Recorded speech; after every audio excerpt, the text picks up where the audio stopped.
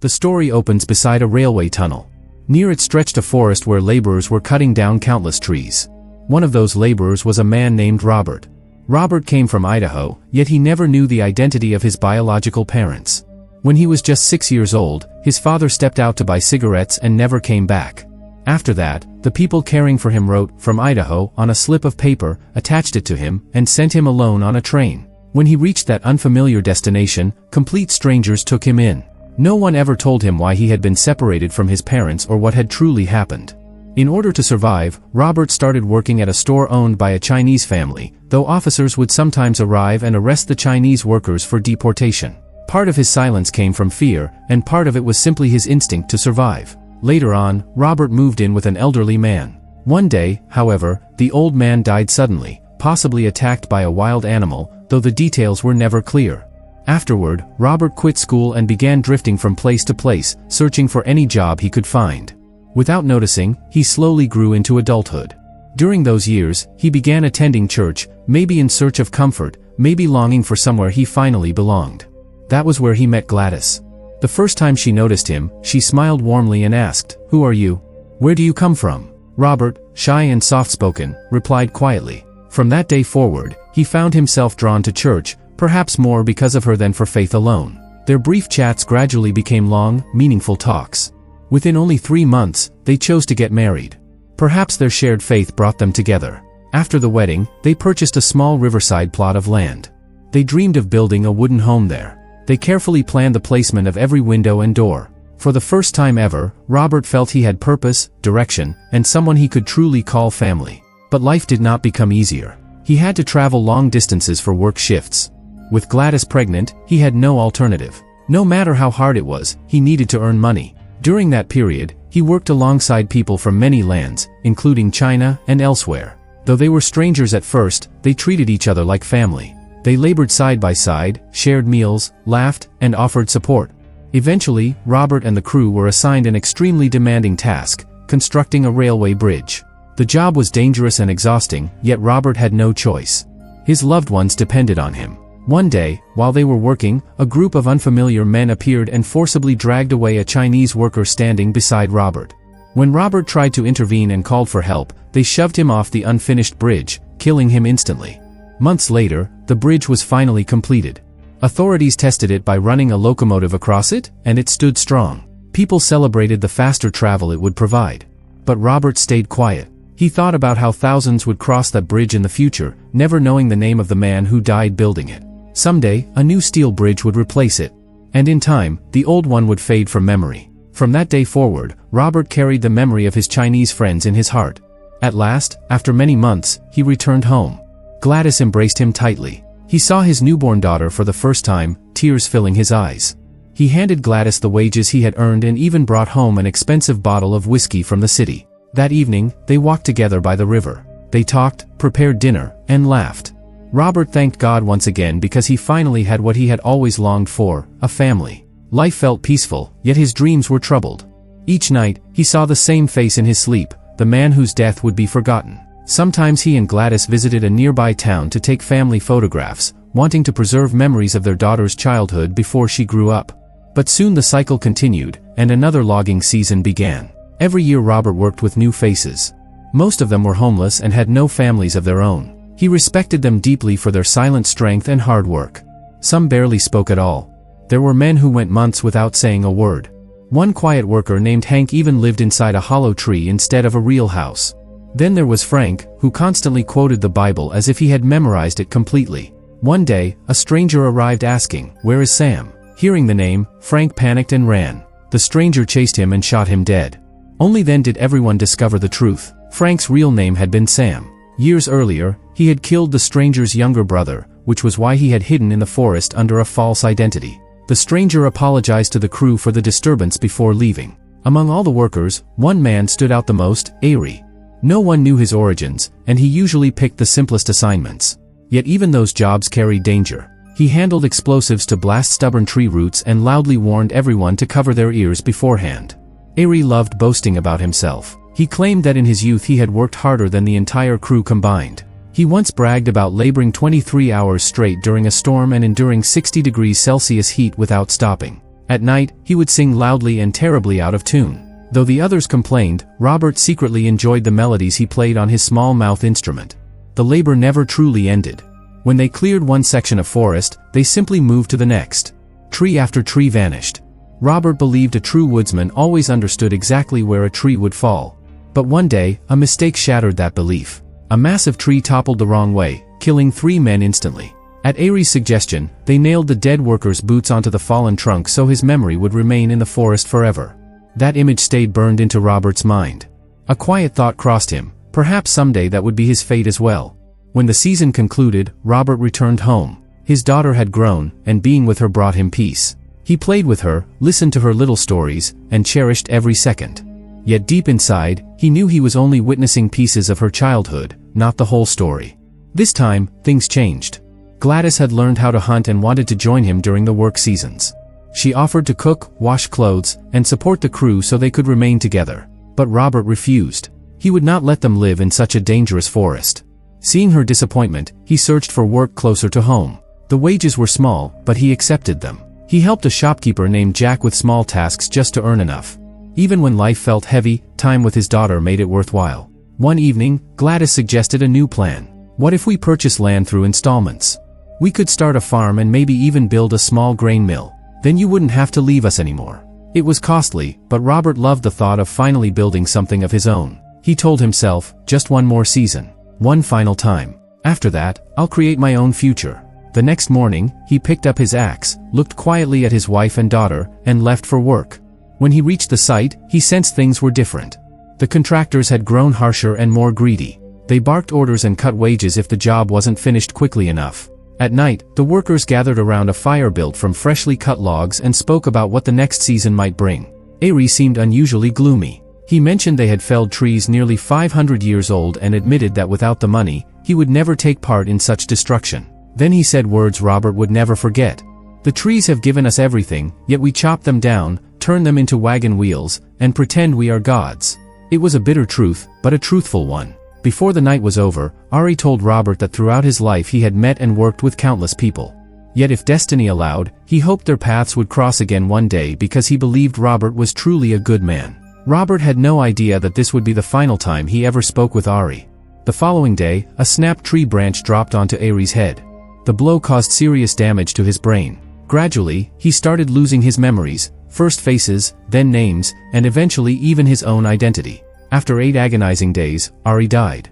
Someone murmured, "I never thought a tree could end someone's life, but that's exactly what happened." But Robert sensed something else. In his heart, he felt that the falling branch had been meant for him instead. The work season came to an end. Robert boarded a train to return home and drifted off to sleep. When he opened his eyes, he noticed passengers staring anxiously out the windows. His hometown forest was burning. His house stood within that forest. As soon as the train arrived, chaos erupted everywhere. People were shouting, running, desperate to escape the flames. Robert searched the crowd for Gladys, but she was nowhere to be seen. He rushed toward the fire but collapsed, overwhelmed by smoke and exhaustion. When he regained consciousness the next morning, he hurried to where his house once stood. Nothing remained but ashes. Even his daughter's toys lay charred and scattered. Robert stayed there for days, hoping they would come back, but no one returned. Broken and weak, he went back to the village, where a kind shopkeeper provided him with food and basic supplies. Then Robert returned to his empty land and waited, barely eating until he was close to starvation. One day, a wild bear wandered past him, yet it did not harm him, almost as if nature had chosen to spare him. The isolation grew heavier with each passing day. In his thoughts, he often spoke to his lost Chinese friend, asking why his family had been taken, but he never received an answer. The next morning, Jack showed up again carrying fresh meat from a hunt. Robert said he would repay him someday, but Jack refused and instead invited him to join a hunt to distract him from his grief. Watching Jack track and shoot animals reminded Robert of Gladys. Tears filled his eyes as he whispered, "They're not coming back." Jack simply sat beside him without saying a word. Over time, Robert constructed a small cabin from wood on the burned land. He survived on fish, mushrooms, and whatever the wilderness provided. Yet fear remained in his heart. If his family ever returned, where would they live? That thought pushed him to begin rebuilding his home from nothing. It felt as though the forest noticed his solitude, because one day a stray dog arrived with her puppies and stayed. They became his quiet companions. Robert worked patiently, cutting timber, shaping planks, and rebuilding step by step. Sometimes he imagined hearing his wife or daughter call out to him, but whenever he turned around, there was only silence. Jack continued visiting in the evenings. They ate simple dinners together, and every morning Jack left quietly, like someone just passing through. Months slipped by, and the new cabin was finally complete. At night, Robert lay outside beneath the stars, thinking about the past. Years passed. His family never came back, yet he never stopped waiting. Eventually, loneliness drove him to return to work. But everything had changed. Trains now cross steel bridges. Loggers use chainsaws instead of axes. Trees marked long ago were cut down without thought. Robert watched and thought, no one will remember the men who once worked here, not even history. He was not as strong as before. His movement slowed. His strength faded. Time was catching up to him. One afternoon, an older worker approached him. It was Billy. Robert recognized him immediately, but Billy did not remember Robert until he gently reminded him. Billy asked about Ari, unaware that he had passed away years earlier. Robert chose not to tell him, knowing that sometimes silence protects the heart. They sat together quietly, both realizing how much had changed. New workers had taken the place of the old ones. Meals were no longer shared. People stayed in their own circles. Billy gave a slow nod, and in that silent moment, they both understood that the world had continued without them. As time went on, Robert finally stopped working as a logger. That's how life works, new hands replace the old. After one of his final days on the job, he washed himself in the river and felt a sudden fear. What if one day I forget my daughter's face? Because his body was growing weaker, he searched for lighter work. He paid $300 to rent a horse and carriage and started delivering goods and sometimes passengers for a small charge.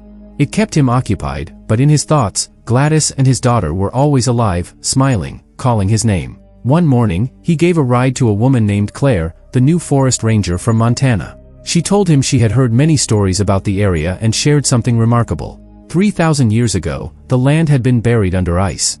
When the ice melted, a massive flood destroyed everything. Yet nature returned and rebuilt.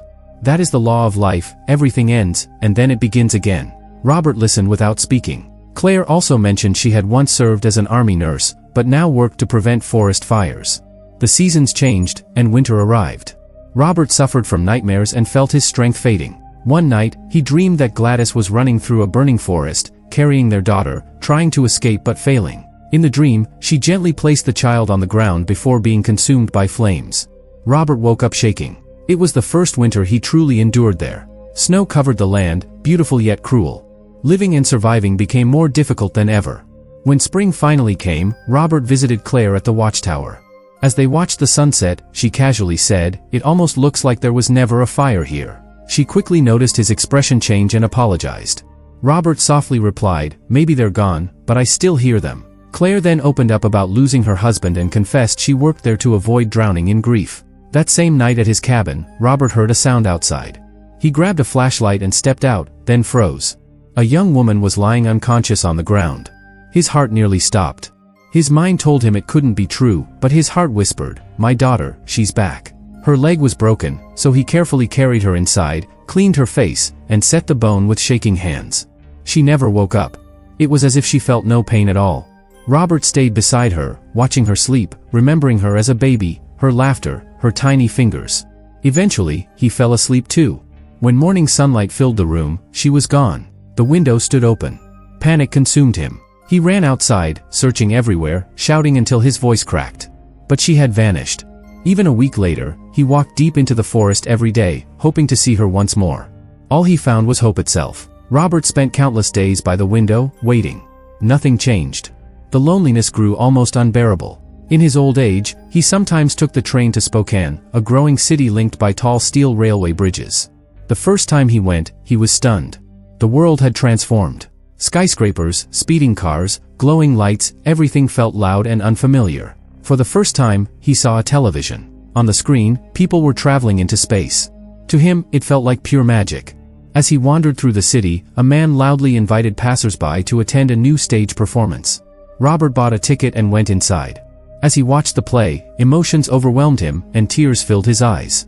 The story reminded him of his own journey, his youth, his labor, his love for Gladys, and everything he had lost. After the show, he stood in front of a mirror. He hadn't really looked at himself in years. Now he saw deep wrinkles, signs of a long and difficult life. The world had advanced so quickly. For just $4, people could now soar through the sky like birds. Robert hesitated, then thought, maybe I should experience it once. He saw a new type of airplane, and with shaking hands and a pounding heart, he stepped aboard. As the plane lifted into the air, he gazed out the window. From above, people looked tiny, like moving specks. At that moment, he understood something deeply.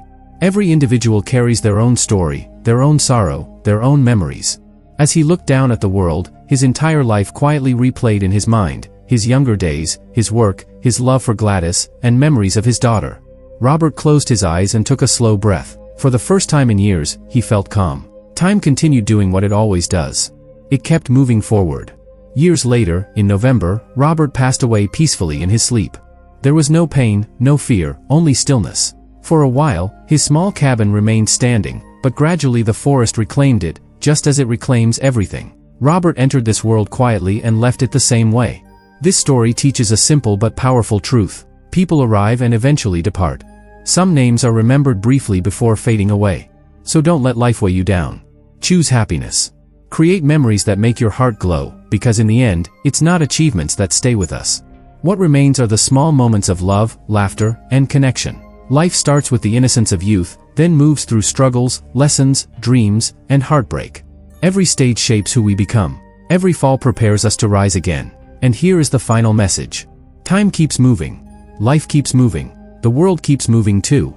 If the path feels hard, remember that sometimes life breaks us only to rebuild us stronger. If you enjoy movie recaps like this, don't forget to like, share, and subscribe for more.